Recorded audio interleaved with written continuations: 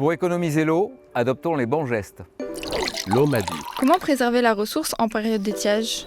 Nous sommes ici sur les berges de la Garonne, en aval du pont de l'Embouchure. Et ce qu'on peut constater, c'est que la Garonne est très basse. Nous sommes sur ce qu'on appelle la période d'étiage. C'est une période qui court entre le mois de juin et le mois d'octobre, pour laquelle le niveau est le plus bas identifié et au niveau duquel il faut mettre en place un soutien d'étiage. Il y a un réseau de lacs et de retenues artificielles qui est développé en amont de Garonne, ainsi que l'Ariège, pour permettre des lâchers d'eau afin de maintenir un niveau essentiel à la vie aquatique, mais aussi aux usages des populations.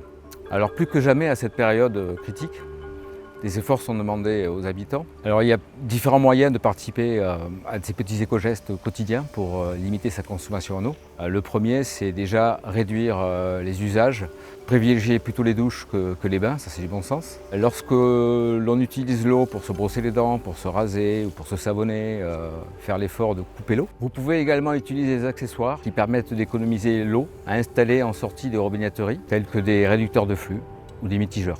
Au niveau des toilettes, vous pouvez également utiliser une chasse d'eau à double débit ou un système qui permet de réduire le volume d'eau de la chasse. Lorsque vous utilisez des appareils ménagers de type lave-vaisselle, lave-linge, privilégiez un programme éco. Si vous lavez votre vaisselle à la main, idéalement utilisez 2 plonges ou une bassine d'appoint. Soyez également attentif aux fuites d'eau et réparez sans tarder un robinet ou une chasse d'eau qui goutte. On peut réutiliser l'eau de pluie pour arroser son jardin, voire celle pour le lavage de ses légumes.